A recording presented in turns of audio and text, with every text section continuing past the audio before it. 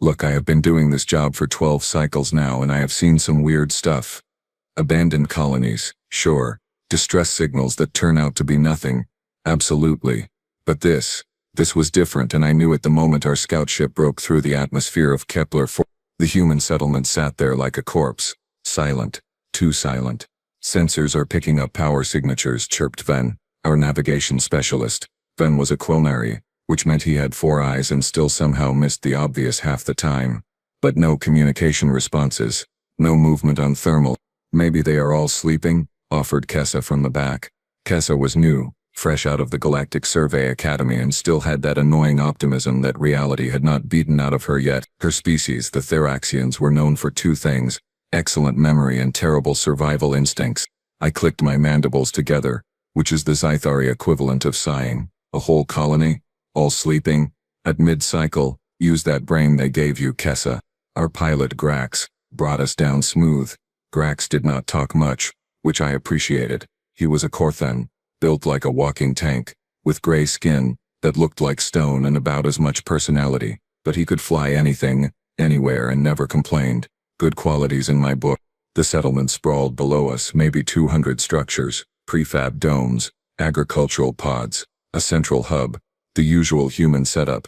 Lights were on in some buildings, machines hummed, wind turbines spun lazily. Everything looked normal, except for the bodies. Well, not human bodies. Not yet anyway. But as we descended, I caught glimpses of something. Dark shapes scattered across the perimeter. Big shapes.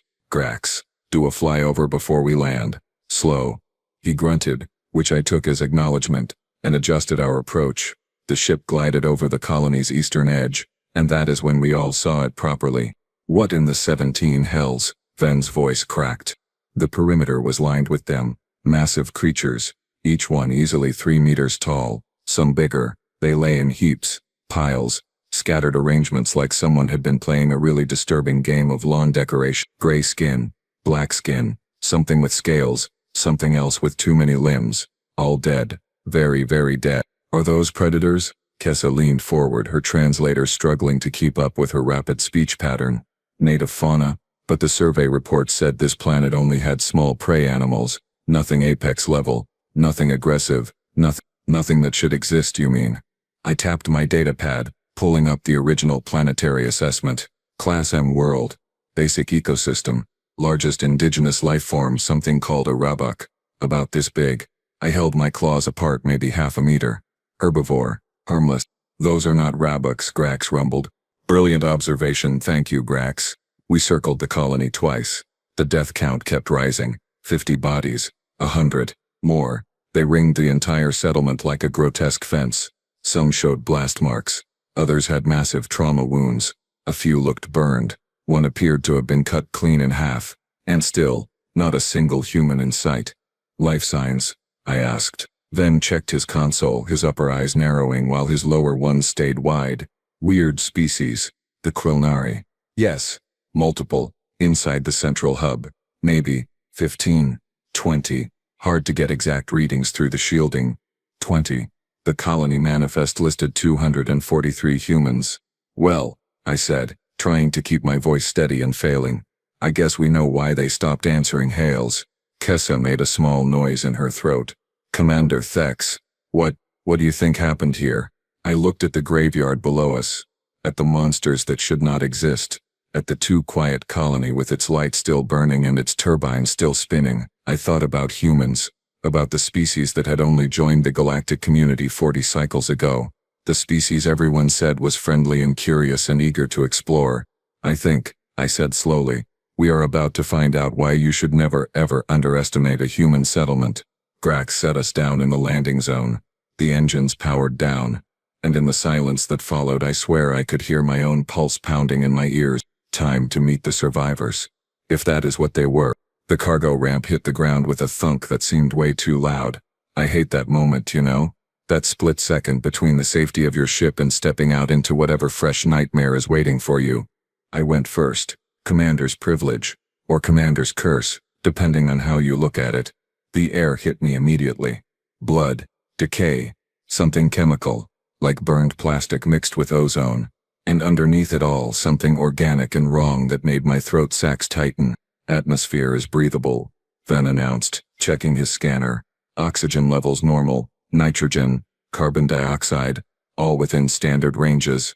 Temperature is, Ven, I can feel the temperature. What I need to know is what killed these things. We approached the nearest corpse. And oh, let me tell you, the scanner readings did not do it justice.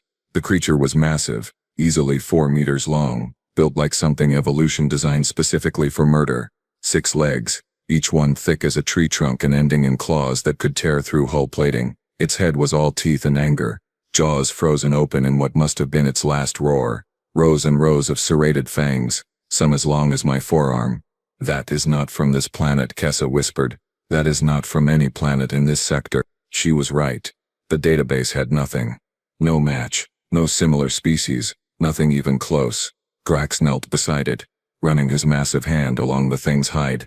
Thick, armored, natural plating, maybe 15 centimeters deep. He pointed to a wound in its chest. This killed it, penetrated straight through. I leaned in. The wound was clean, precise. Energy weapon. No burn marks, not energy. He poked at the edges. Ballistic, high velocity, very high. Humans do not have weapons like that, Ven said. Their technology level is classified as moderate, mostly kinetic firearms, some energy weapons for industrial use, but nothing that could punch through armor this thick. I stood up and looked around. More bodies, dozens of them. And now that we were down here on foot, the scale became really truly horrifying. There was something with 8 eyes and mandibles that dripped some kind of acid, still eating through the ground where it lay. There was a serpent thing, coiled in death, covered in spines that glistened with what my scanner cheerfully identified as neurotoxin, lethal to 47 known species, probably lethal to 48 if I was being honest. Commander. Kessa's voice shook. Over here. We found her standing next to something that made the others look cuddly. It stood upright, even in death, locked in rigor mortis. 3 meters tall, bipedal, covered in overlapping scales that looked like black metal. Its arms ended in blade-like appendages instead of hands. Both blades were buried in the ground where it had fallen. And its head was missing. What takes the head off something like this? Kessa asked. Good question. Really good question. Grax examined the neck stump. Cut, single stroke. The blade would need to be incredibly sharp and wielded with enormous force. He paused. Or perhaps an industrial cutting tool. In the middle of combat? I shook my head. No. Someone fought this thing face to face and won. We moved deeper into the graveyard. The numbers kept climbing. I stopped counting at 200. 200 nightmare creatures, each one capable of tearing apart a standard survey team without breaking a sweat, each one dead. Some showed signs of explosives, shrapnel wounds, blast patterns. Others had been burned, cooked inside their own armor by intense heat. A few looked like they had been poisoned, their flesh blackened and rotting in ways that suggested chemical warfare, but most had simply been shot a lot, with weapons that apparently did not exist in the human technological database. This does not make sense, Ven muttered, his 4 eyes darting between his scanner and the carnage. None of this makes sense. Where did these creatures come from? How did a human colony fight them off? Why are there only 20 humans left when their defenses were clearly effective? I clicked my mandibles again, staring at the central hub in the distance. Lights glowed in the windows. Peaceful, calm. Maybe, I said quietly, the question is not how they fought them off. Maybe the question is what kind of humans we left alone out here. Kessa hugged herself, her skin shifting to a pale blue. Fear color for Theraxians. Should we call for backup? I thought about it. I really did. Then I looked at the graveyard again, at the hundreds of apex predators lying dead, and I thought about the 20 humans sitting quietly in their central hub. No, I said, but everyone stay alert, and for the love of the spiral galaxy, do not do anything that might be interpreted as aggressive. Grax pulled out his sidearm, checked the charge. I almost laughed. Grax, if it comes down to us shooting, we are already dead. He holstered it anyway. Good man, that Grax. We started walking toward the hub. Every step felt heavier than the last. Behind us, 200 monsters lay rotting in the sun. Ahead of us, 20 humans were waiting. I had never been less eager to say hello in my entire life. The central hub doors were open. Just open. Like they were expecting guests. like this was a social call and not a walk through a monster graveyard on a colony that had gone silent for 3 weeks. That is either a very good sign or a very bad sign, Ven muttered. Thank you, Ven. Your tactical analysis is, as always, incredibly helpful. We stopped at the entrance. I could see movement inside, shadows passing in front of lights. I activated my translator and cleared my throat sacs. Hello? This is Commander Thex of the Galactic Survey Corps. We received no response to multiple hails. We are here to render assistance. Silence. Then footsteps. Slow, casual footsteps. Like someone walking to answer their front door after a nap. The human who appeared was tall, for their species. Maybe 1.8 meters.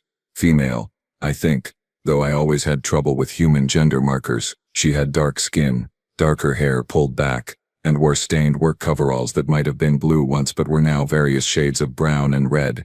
Blood. Definitely blood. She looked at us with these incredibly calm eyes like we were the most normal thing she had seen all week. Then she smiled. Humans smile when they are happy. I knew this. I had studied human expressions. But something about this smile made my survival instinct scream. Oh good, she said. You guys made it. We were wondering when someone would show up. She stuck out her hand. I am Rita Okoro, colony administrator. Well, acting administrator now. Welcome to New Cameroon. I stared at her hand. Humans shake hands as a greeting. It is a peaceful gesture supposedly derived from showing you are not holding weapons. I extended my claw and grasped her fingers gently. Her grip was firm. Very firm. I felt calluses, work-hardened skin. This was not an administrator who sat behind a desk. Commander Thex, this is my team. Then, Kessa, Grax. I gestured to each. We need to ask you some questions about what happened here. Sure. Come on in. We just made coffee. She turned and walked back inside like she had not just invited us into a building surrounded by corpses. We followed because, well, what else were we going to do? The interior was clean. Shockingly clean. Organized. A few humans sat around a common area, drinking from cups, talking quietly. They looked up when we entered. No panic. No fear. Just mild curiosity. One of them, a male with pale skin and red hair, waved. Hey, aliens. Cool. He said cool. Kessa made a strangled noise behind me. Rita led us to a table and gestured for us to sit. Coffee? No. Suit yourselves. She poured herself a cup from a thermal container, took a long sip, and sighed with satisfaction. So, you want to know about the Ravager? The what? I asked. The Ravagers. The big ugly things outside. She waved toward the windows. They showed up about 4 weeks ago. Portal opened right at the edge of the settlement. Dimensional rift, we think. Started pouring through like someone opened a gate to hell. Then's translator squawked. A dimensional rift. That is Class A anomaly. You should have evacuated immediately. Called for support. Followed emergency protocols. Rita laughed. Actually laughed. Yeah, well, the first wave killed our communications array, and the second wave killed most of our transport capacity, so evacuation was not really on the table. How many were there? I asked quietly. In total, she thought about it. Maybe 800. 1,000. Hard to count when they keep coming and you keep shooting. 1,000. 1,000. I looked at the 20-ish humans scattered around the hub. And you, all of you, survived. How exactly? A younger male, maybe in his 20s with dark hair and an easy grin, spoke up from across the room. We fought back. I am Tommy Chen, by the way, ordnance specialist. He said it like he was introducing himself at a party. You fought back, I repeated slowly, against 1,000 extra-dimensional predators. Well, yeah. Rita sipped her coffee again. What else were we going to do? Let them eat us? That seemed rude. Grax leaned forward. His voice was low. Careful. Your weapons. Standard human colony armaments are insufficient for creatures of that size and armor density. Oh, standard armaments, sure. A woman with silver-streaked hair joined the conversation. She had a pleasant face and wore a blood-stained apron. I am Dr. Yuki Tanaka. Xenobotany. Normally. But when the Ravagers showed up, we had to get creative. Creative, Kessa echoed faintly. We have a pretty well-stocked machine shop, Tommy added. And Rita here used to work in military R&D before she went civilian. Plus Marcus over there has a doctorate in chemistry. He pointed to a massive human male who waved cheerfully while eating something from a bowl. And Jenny used to be a competitive shooter, Rita continued, gesturing to a small female human who looked like she weighed maybe 50 kilos soaking wet, and Patterson was special forces before retirement, and Luis worked in demolitions for mining operations. You know, normal colony stuff. Normal colony stuff. I felt something in my brain trying to break. You are telling me, I said slowly, carefully, that you held off a dimensional invasion with improvised weapons and a mixed group of scientists, engineers and retirees. Rita looked confused. Well, yeah. I mean, we lost a lot of good people. 223. Her expression darkened for just a moment. Real grief, real pain. Then it passed. But we held the line, closed the portal, cleaned up the stragglers, I repeated her words, testing them. They sounded insane.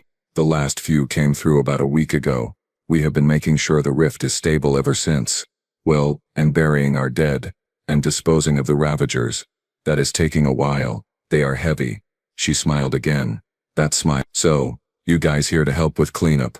Or is this just a welfare check? Ven was making a high-pitched noise. Kessa had gone completely pale, her skin almost white. Grax just stared, his stone face unreadable. I looked at Rita Okoro, colony administrator and apparently part-time dimensional horror exterminator, and I realized something terrifying. She was not traumatized. None of them were. They were just done. Like this was a problem they had solved. And now they were moving on. I think, I said carefully, we need you to explain exactly what happened here, from the beginning. Rita shrugged. Sure. Want to see the armory first? Might make more sense if you see what we were working with. No. I did not want to see the armory. I wanted to get back on my ship and file a report that said humans are fine, nothing to worry about, and then never think about this place again. But I was the commander, and commanders do not run away, even when they really should. Lead the way, I said. Rita's smile got wider. I was definitely going to regret this. Rita led us through the hub and down a corridor that smelled like metal and grease and something else I could not quite identify. Gunpowder, maybe? Do humans still use gunpowder? I made a mental note to check the database later. Assuming I survived to check the database later. So, it started on day 1 of week 3, Rita began, her voice taking on the tone of someone recounting a mildly interesting anecdote. I was in the greenhouse with Yuki, checking on the tomato hydration levels. Normal morning. Coffee was good. Sun was shining. Then Marcus comes running in yelling about something tearing apart the eastern fence line. Tommy walked beside us, hands in his pockets. I was in the workshop when the alarms went off. Thought it was a drill at first. Then I saw one of those things pick up a prefab storage unit and throw it like a toy. That is when I knew we had a problem. A problem. Then muttered. A problem. He calls a dimensional invasion a problem. Rita continued like she had not heard him. We tried the standard protocols, locked down the hub, sent out distress calls, activated defense turrets. You know, the basic automated systems every colony has. And, I asked. And the Ravagers tore through them like paper, ripped the turrets right off their mounts. The fencing lasted maybe 10 minutes. Our first barricade, the one we set up at the agricultural sector, held for about an hour before they smashed through. She said it so casually, like she was describing weather patterns. We reached a heavy door. Rita pressed her palm to the scanner and it slid open with a hiss. So we fell back to the secondary perimeter and regrouped. That is when Patterson called an emergency meeting. The room beyond was, I do not even have words. Weapons. Everywhere. Lining the walls. Stacked on tables. Organized in racks. But these were not standard colony defense weapons. These were nightmares made metal. Holy spiral. Kessa breathed. Yeah. We got a little carried away, Tommy admitted, gesturing around the room like a proud parent. But in our defense, they kept coming. Rita picked up what looked like a rifle. Except no rifle should be that big or have that many modifications. This is a standard hunting rifle, .308 caliber. We had maybe 15 of them in the colony for wildlife management, completely useless against Ravager armor. She set it down, and picked up something else, something that looked like the hunting rifle's angry psychotic cousin. This is what we made from that hunting rifle. Rechambered to .50 caliber, added a magnetic acceleration rail, reinforced the barrel with titanium from the mining equipment, used superconductors from the fusion reactor cooling system for the mag coils. You took parts from your fusion reactor? Ven's voice cracked again. Poor Van. Just the cooling system, Rita said cheerfully. We did not need all of it. And this baby could punch through Ravager's skull plating at 300 meters. Worked great, until the barrel warped from heat stress. Then we had to redesign the cooling system. Tommy held up another weapon. This one looked like someone had combined a shotgun with a grenade launcher and then added some extra evil for seasoning. This is my personal favorite. 12-gauge shells packed with tungsten flechettes and white phosphorus. For close encounters, very close encounters. White phosphorus, I said numbly. That is a chemical weapon. Well yeah, Yuki helped with the chemistry. Tommy grinned. Turns out Ravagers burn really well once you get past the armor. Who knew? Dr. Tanaka appeared in the doorway, wiping her hands on her apron. We also developed several neurotoxin compounds derived from local flora. The Rabuks eat a plant that produces a mild paralytic. We concentrated it, weaponized it, and loaded it into aerosol dispersal units. Not effective on all Ravagers, but the smaller ones went down quickly. Poison gas. They made poison gas from local plants. Grax moved to a corner where larger devices sat. These are explosives. Oh yeah, Marcus called from the hallway. He ducked into the room, his massive frame filling the doorway. Those are mine. IEDs mostly. We buried them along the perimeter, rigged them to motion sensors. Also made some airburst variants for the overhead attackers. Some of the Ravagers could fly, you see. Wings like leather, claws like meat hooks. Really annoying. You mind your own colony, Kessa said faintly. Just the approaches, Marcus said reasonably. We knew where we walked. And after the first few waves we knew where they walked. So we adjusted. Added more mines. Bigger mines. Shaped charges. One time we rigged an entire fuel depot to blow. Took out maybe 60 Ravagers when they clustered around it. I felt something in my thorax twitch. You destroyed your own fuel depot. We had 3. Rita shrugged. And it was really effective. The explosion created this beautiful kill zone.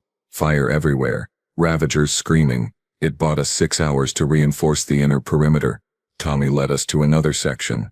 Now this is my masterpiece. He gestured to what looked like a modified mining laser mounted on a swivel base. Industrial cutting laser. Normally used for precision rock cutting. We overcharged it, tripled the power output, added a targeting computer from the survey drones, and mounted it on the hub roof. Could slice a Ravager in half at 200 meters. Overheated after every third shot and sometimes caught fire. But honestly worth it. Sometimes caught fire, Van repeated. He had stopped translating properly, just echoing words now. Rita nodded. Yeah, that was a problem. But Jenny usually had a fire extinguisher handy.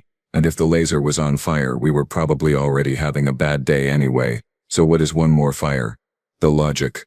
The absolute insane logic. How long did the siege last? I asked. 3 weeks. Give or take. Hard to keep track when you are on rotating watch shifts and sleeping in 4-hour increments. Rita set down the weapon she was holding. The first week was the worst. We lost 140 people. They just kept coming through the portal wave after wave. We kept falling back, tightening the perimeter, losing ground. Her expression darkened again. Real emotion breaking through. We lost the school on day 4. The residential quarter on day 6. Every time we gave up ground, we lost people, friends, families. Tommy's grin faded. My sister died on day 8. Ravager got through a weak point in the barricade. She held it long enough for us to seal the breach, but she did not make it. Silence fell over the armory. Heavy silence. The kind that weighs on you. Then Rita straightened up. But on day 9, Patterson came up with a counterattack plan. We stopped retreating. Started laying traps. Building better weapons. Learning their patterns. They were strong, fast, armored. But they were not smart. They just charged. Over and over. Same approach every time. So we turned it against them, Marcus added. Funneled them into kill zones. Used the terrain. Created crossfires. Patterson called it asymmetric warfare. I called it making the monsters regret their life choices. By week 2 we were holding steady. Rita continued. By week 3 we were pushing back. And then Luis figured out how to collapse the portal. How? Grax asked. His first question in a while. A thin man with graying hair poked his head into the armory. You talking about me? I am Luis Vargas. Demolitions and applied physics. The portal was a dimensional rift held open by some kind of energy field. I theorized that a sufficiently large explosive force at the exact focal point might destabilize it. You theorized, I said slowly. Well, I was 70% sure, maybe 60, but we were running out of options, so we rigged every explosive we had left, added in the reactor overload as a kicker, and dropped the whole package right into the portal's center mass. You overloaded your reactor, Kessa said. She had moved beyond shock into some kind of transcendent horror. Just a little bit. Controlled overload. Mostly controlled. And it worked. Portal collapsed. Cut off the Ravager reinforcements. Then we just had to clean up the stragglers. Louise smiled. Only took us another week to hunt down the last ones. Hunt down. They hunted the dimensional monster. I looked around the armory again. At the improvised weapons of mass destruction. At the humans standing there so casually drinking their coffee, discussing war crimes like they were sharing recipes, and I realized something that made my blood run cold. These were not soldiers. These were farmers, scientists, engineers, regular colonists, and in 3 weeks they had turned themselves into something that could fight off a dimensional invasion. What would actual human soldiers be like? What would happen if humanity ever decided the galaxy was a threat? Commander Thex. Rita was looking at me with concern. You okay? You look a little pale. Well, paler than usual. Is pale the right word for your species? I am fine, I lied. Just processing. Want to see where the portal was? Tommy offered. We have been studying it. Really fascinating dimensional physics. Totally breaking like 17 laws of thermodynamics. No, I said quickly. No, I think we have seen enough. Rita nodded. Fair. It is a lot to take in. You guys want to stay for dinner? We are making stew, plenty to go around. Dinner. She was offering us dinner, in a colony that had just survived an apocalypse. That is very kind, I managed. But we should begin our official report. Sure. Let me know if you need anything. We will be around. Rita started walking back toward the common area, the other humans following. We stood in the armory, surrounded by the evidence of human creativity applied to violence. Kessa spoke first, her voice tiny. We need to tell the council about this. And tell them what? I clicked my mandibles. That humans can weaponize anything. That they casually commit atrocities when threatened. That a group of farmers just held off an invasion that would have wiped out a military installation. Grax rumbled. We tell them the truth. Humans are dangerous. I thought about Rita's smile. About Tommy's casual description of burning enemies alive. About Louise blowing up a dimensional portal with a jury-rigged reactor bomb. No, I said slowly. Humans are not dangerous.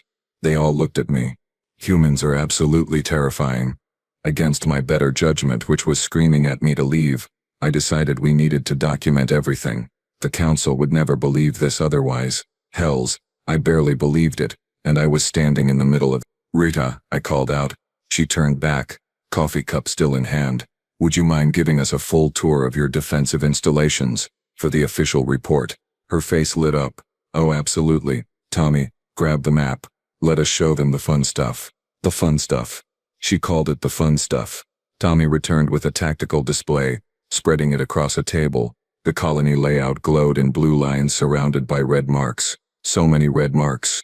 Okay, so this was the original perimeter. He began tracing the outer ring. Standard prefab fencing. Lasted about as long as ice cream in a furnace. The Ravagers went through it in under 10 minutes. This second line here, Rita pointed, was our first real defensive position.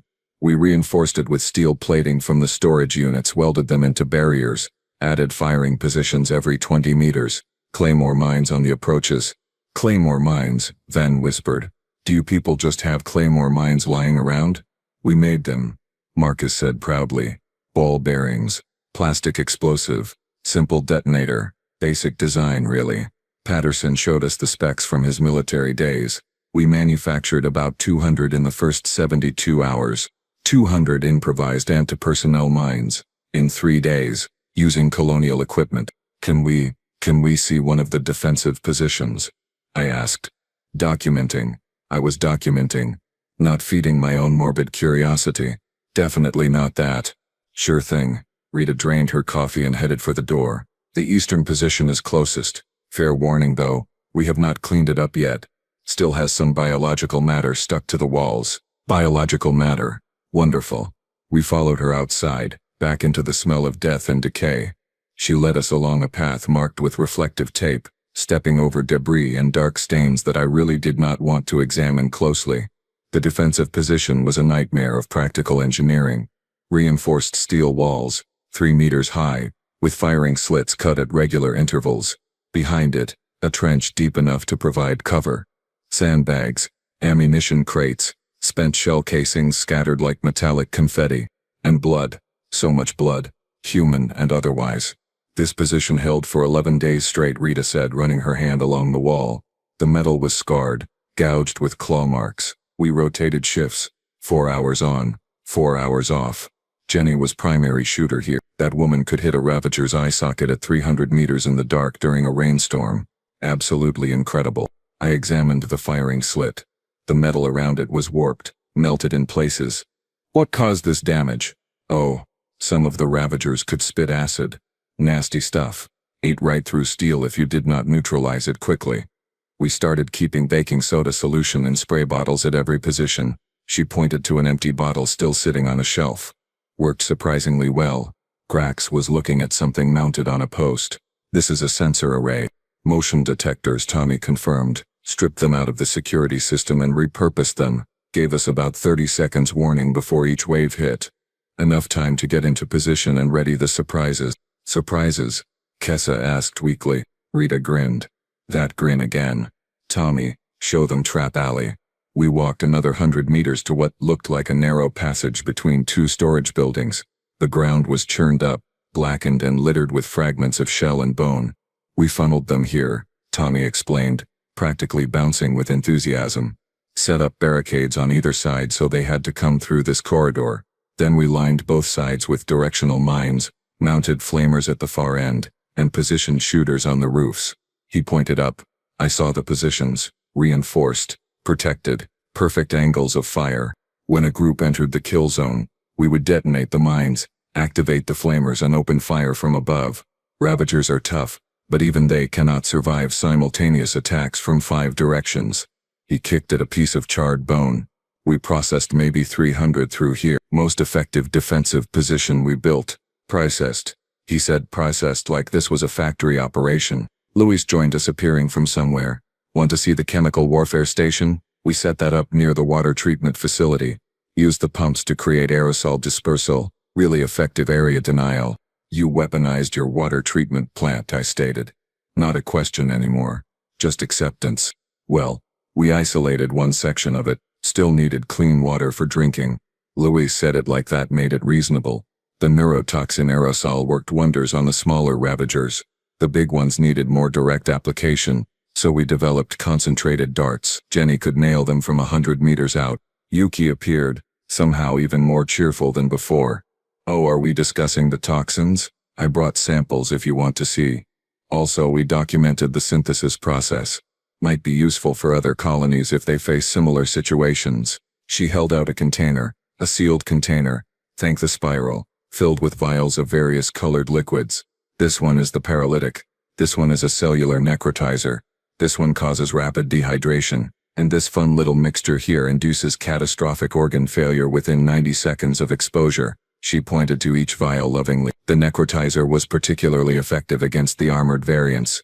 It seeps through any organic gaps in the plating. Kessa made a gagging sound and turned away. I stared at the vials, at the scientist holding them like they were fine wines, at the colony that had turned into a fortress of horrors. How? I managed. How did you maintain morale through all of this? 3 weeks of constant siege, watching friends die, creating weapons of mass destruction. How did you not break? Rita's expression softened. We did break, several times.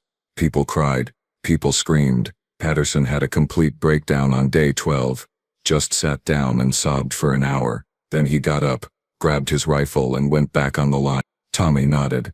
We broke, but we did not stay broken, because the alternative was dying, and most of us decided dying was not really on our schedule. Plus, Marcus added, we got angry, really angry. These things came to our home, killed our people, destroyed our colony, so we made them regret it. Louis gestured broadly at the devastation.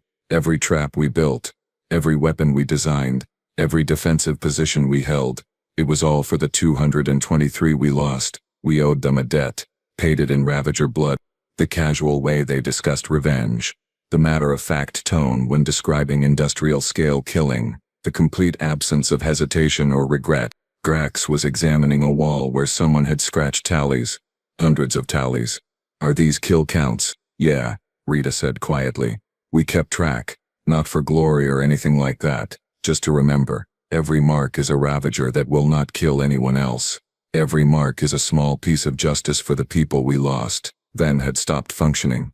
He just stood there, all four eyes wide, translator occasionally spitting out fragments of sentences that made no sense. I looked at my team. Kessa was pale and shaking. Van was in shock. Grax looked like he was reevaluating every assumption he had ever made about soft species. And I felt something I had not felt since my first year in Survey Corps. True, bone-deep fear. Not fear of the Ravagers. Fear of the humans who had beaten them. I said carefully, we have seen enough. We should return to the ship. Begin compiling our report. Rita nodded. Sure, let me know if you need anything else. We will be here, not like we have anywhere else to go. She laughed. Actually laughed. We walked back to the ship in silence. The graveyard of monsters around us felt less threatening now, because we knew what had killed them, and that was so much worse. We sat in the ship for an hour before anyone spoke, just sat there surrounded by our instruments and data, trying to process what we had witnessed. Finally, Ven broke the silence. What do we tell the council? Good question. Excellent question. Terrifying question. I pulled up the report template on my data pad. Standard Survey Corps format. Section 1, Colony Status. Section 2, Casualty Assessment. Section 3, Threat Evaluation. Section 4, Recommendations. Where exactly do you put humans turned a dimensional invasion into a shooting gallery in the standard format? We tell them the truth, I said, my claws hovering over the input field. Human colony New Cameroon was attacked by approximately 1,000 extra-dimensional hostile entities. Colony suffered 223 casualties, roughly 92% fatality rate. Remaining survivors successfully repelled invasion force, eliminated all hostiles in closed dimensional rift. That sounds too simple, Kessa said. She had regained some color but still looked shaken. It does not capture what they did. No, I agreed, it does not. But if I write what they actually did, the council will think I am having a psychological episode. Grax rumbled from the pilot seat. Recommend reclassification of human threat assessment. I clicked my mandibles. From what to what? They are already classified as peaceful, cooperative, technologically moderate. What do we change it to? Peaceful until threatened. Then capable of weaponizing literally anything including their own infrastructure. Yes, Grax said simply. He had a point. I typed for a while, deleting and rewriting, trying to find words that conveyed the reality without sounding insane, trying to explain that the friendly, curious species that joined the galactic community 4 decades ago could, when pushed, turn into something out of a nightmare. You know what the worst part is, Kessa said quietly. They were not soldiers, they were farmers and scientists and retirees, regular people, and they did all of that. That is the worst part, Van agreed. Military capability we could understand, prepare for. But this was improvisation. Adaptation. They took mining equipment and gardening supplies and turned them into weapons of war in days.